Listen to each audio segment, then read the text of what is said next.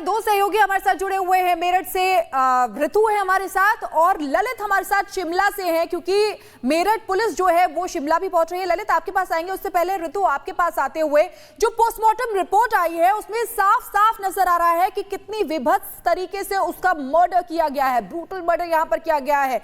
घाव के निशान है, कलाइयां काट दी गई हैं। पोस्टमार्टम रिपोर्ट ने सबको हैरान कर दिया है। बिल्कुल शिखा, आपने ठीक कहा है। पोस्टमार्टम रिपोर्ट ने सबको हैरान ज़रूर किया है और उसमें जो खुलासे हुए हैं, जिस तरीके से पोस्टमार्टम रिपोर्ट में जो बातें निकलकर सामने आई है वो दिखा रहा है कि किस तरीके से निर्मम हत्या हुई है। और इस वक्त आपको तस्वीरें दिखा दूँ, यहाँ पर जो साहिल का घर है, इसे भी ख़ास तौर पर, क्योंकि सबसे बड़ा एविडेंस का ये कहीं ना कहीं स्टोर है और यहाँ पर एविडेंस बहुत सारे हैं, जिस लिहाज से जो पुलिस है लगातार मॉनिटर कर रही है। आपको मेरे पीछे भी तस्वीर नज़र आ रही होगी, एक इस तरफ आप तस्वीर दिखाइए, यहाँ पर भी पुलिस, और उस तरफ भी मैं चाहती हूँ दिखाइए आप, उस तरफ भी पुलिस लगातार मॉनिटर कर रही है कि किस तरीके से यहाँ पर जो एविडेंस है उनके साथ कोई छेड़छाड़ ना हो। दोनों ही स्पॉट्स पर पुलिस मुहैया करवा दी गई है। पुलिस यहाँ पर लगातार 24/7 यहाँ पर नज़र रख रही है, ताकि ये जो घर है, क्योंकि इसमें कई वो प्रमाण हैं जिसमें क्या कहीं ना कहीं जो साहिल है किस तरीके से वो आया, मनाली गया, मनाली से वापस आने के बाद सामान भी उसने रखा होगा, वो तमाम एविडेंस यहाँ पर छिपे हुए हैं। दीवार की तस्वीरें हम लगातार दिखा ही रहे हैं। इसके साथ साथ अब क्योंकि जानकारी मिल रही है कि सीन रिक्रिएशन भी किया जाएगा, जो हत्याकांड हुआ उसको लेकर के सीन रिक्रिएट करने की कोशिश जो है मेरठ पुलिस कर सकती है, इसको लेकर के अर्जी भी बाकायदा दी गई है। और ललित हमारे साथ लगातार बने हुए हैं। ललित, क्या अपडेट है आपके पास, फिलहाल क्या जानकारी? देखिए, जिस तरह से ऋतु बता रही थी कि मेरठ से जो पुलिस की टीम है उसकी रवानगी हुई है, लेकिन फिलहाल अभी राजधानी शिमला है वो नहीं पहुंची है। लेकिन कल देर शाम जो हिमाचल पुलिस है वो ज़रूर उस निजी होटल में गई थी और वहां पर उन्होंने जो होटल के मालिक है उसके साथ बातचीत की थी। सीधे तौर पर अगर हम बात करें तो जो साहिल और मुस्कान है उन्होंने बाकायदा, चाहे शिमला की बात हो या फिर कसौल की बात हो या फिर मनाली की बात हो, जहां ये तीनों होटल्स में रुके हैं वहां पर उन्होंने अपनी एंट्री को नहीं छुपाया है, यानी सीधे तौर पर अपने नाम से ही एंट्री है वो वहां पर की है। उसके साथ साथ मुस्कान को साहिल ने हर जगह अपनी पत्नी के रूप में ही दर्शाया है, सीधे तौर पर, जिससे किसी को उनके ऊपर शक ना हो सके। आम पर्यटक की तरह वहां पर वो गए हैं, जिससे किसी भी तरह से जो मालिक है होटल्स के वहां पर कोई भी शक उनको नहीं हुआ है। लेकिन धीरे धीरे जो परतें हैं वो खुल रही है, क्योंकि अब जो दायरा है इन्वेस्टिगेशन का, जांच का, वो मेरठ से होकर हिमाचल प्रदेश के शिमला, मनाली और कसौल में लेते रहेंगे। फिलहाल बहुत बहुत धन्यवाद आपका इस जानकारी के लिए। लेकिन सौरभ हत्याकांड में जल्द ही सीन रिक्रिएशन हो सकता है, ये जानकारी मिल रही है। सौरभ हत्याकांड में अब तक करीब 10 लोगों से पूछताछ की जा चुकी है, अभी कुछ और लोगों से पुलिस पूछताछ करेगी। मेरठ पुलिस तैयारी कर रही है, और जो लोग हैं, किसी ने उनको देखा हो, कोई इनके कांटेक्ट में आया हो, किसी से इन्होंने बात की हो या किसी से इन्होंने मदद की कोशिश की हो, उन सभी लोगों से पूछताछ की जा सकती है। लेकिन उससे पहले उनके बारे में जानकारी हासिल करना जरूरी है। क्या कभी किसी और से इनकी बातचीत हुई थी? क्योंकि परिवार के लोग और पड़ोस के लोग तो ये कह रहे हैं कि साहिल और मुस्कान ज्यादा किसी से बात नहीं करते थे। जितने भी हमारे एविडेंसेस थे उनको हमने कलेक्ट किया है। जितने भी लोग इसमें निकल कर आए हैं, जहाँ से उसने सामान ख़रीदा था लड़की ने, जैसे ड्रम वगैरह हो गया, उन सभी के बयान लिए गए हैं। जहाँ से जिस मेडिकल शॉप से दवाई ली है, सभी प्रकार से जितने भी लोग इसमें निकल कर आए हैं सभी हम उनके बयान करवा रहे हैं, और उनके थ्रू जो बातें हमें पता लग रही है उसको भी हम विवेचना का पार्ट बना रहे हैं। जैसे ही हम एक बार हमारी टीम जो है वो हिमाचल हो आएगी, वहाँ से एविडेंसेस लेकर आ जाएगी, उसके बाद हम सीन रिकंस्ट्रक्शन भी करवाएंगे और रिमांड भी लेंगे। और दावा किया जा रहा है कि सौरभ को बेहोश करने के लिए मुस्कान ने मेरठ के खैर नगर मार्केट से दवा खरीदी थी।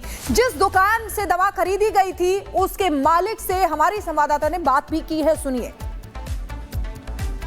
इस वक्त जो सबसे बड़ी जानकारी निकलकर सामने आ रही है कि जो मुस्कान रस्तोगी है उसने जिस तरीके से निर्मम हत्या की, उससे पहले उसने मेडिकल स्टोर का रुख किया था, किसी बुजुर्ग के साथ यहाँ पर पहुंची थी, और इस वक्त मैं उसी मेडिकल स्टोर में मौजूद हूँ जहाँ से वो दवाइयाँ लेकर के गई थी।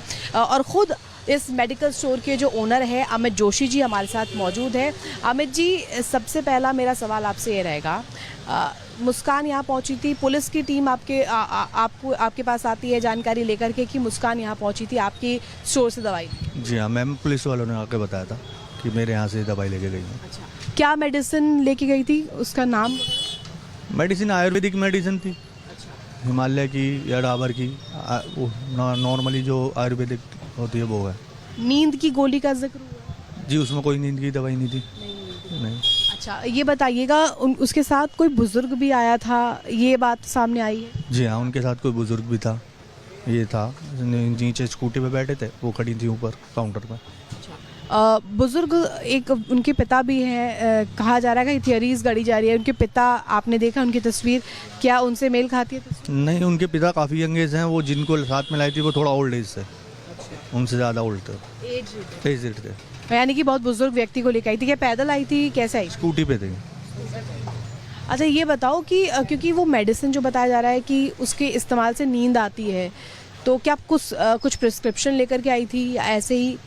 नहीं, मेडिसिन जो लेके गई थी जो मोबाइल में प्रिस्क्रिप्शन लेके आई थी, जो उन्हें दवाई दी गई है वो आयुर्वेदिक थी। आयुर्वेदिक दवाई से कभी कोई साइड इफेक्ट नहीं होता, ना उसके ओवरडोज से होने का, ना उसका वैसे आप एक्स्ट्रा ले लेते हैं तो भी कोई उससे होता नहीं है, क्योंकि आयुर्वेदिक में कोई एलोपैथिक वो मिलता नहीं है। आयुर्वेदिक ही होता है, वो जड़ी बूटियों से बनाया जाता है। लगभग समय या तारीख याद हो? नहीं मैम, ना समय याद ना तारीख याद कि कब आई थी, कब लेके गई, क्योंकि डेली बेस में सोईओ कस्टमर काउंटर पर चढ़ता है तो हर किसी का चेहरा ध्यान रखना भी बड़ा मुश्किल है। और कोई ऐसी उनके साथ कोई ऐसी घटना भी नहीं हुई थी कि हम फेस ध्यान रख पाएँ। नॉर्मल आई, दवाई ली और अपना पैसे दिए और चले गए। अच्छा, ये बताइएगा, ये जो दवाई का जिक्र हो रहा है, ये दवाई का नाम कुछ आप बता सकते हैं? हिमालय की और डाबर की दवाई थी वो। हिमालय की नॉर्मली दवाई होती है, सब कोई भी हो, आयुर्वेदिक दवाई है। इससे क्या नींद आती है? नींद बिल्कुल नहीं आती मैम। तो इसके ओवरडोज से कुछ इफेक्ट? ओवरडोज से भी कोई इफेक्ट नहीं पड़ने का, आयुर्वेदिक का कोई इफेक्ट नहीं होता। अपने पति सौरभ राजपूत की हत्या करके मुस्कान ने जो पाप किया है उसकी सजा तो कानून उसे दे रहा है, लेकिन जेल में बंद रहते हुए भी मुस्कान और साहिल को एक दूसरे से दूरी बर्दाश्त नहीं हो रही है। मुस्कान और साहिल चाहते हैं कि दोनों को जो भी सजा मिले वो साथ साथ काटें, यानी कि वो दोनों ये चाहते हैं कि उन्हें जेल में भी एक साथ रखा जाए।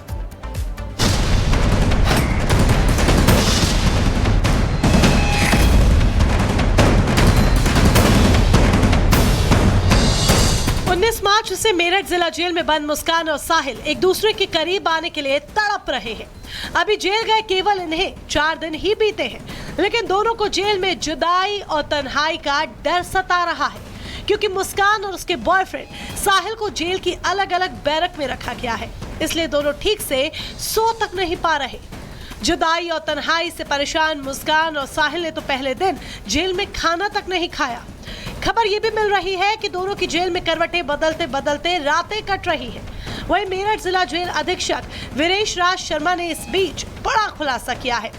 जेल अधीक्षक ने बताया कि जब साहिल और मुस्कान को गिरफ्तार कर जेल में लाया गया तो उन्होंने जेल प्रशासन से दोनों को एक ही बैरक में रखने की मांग की थी।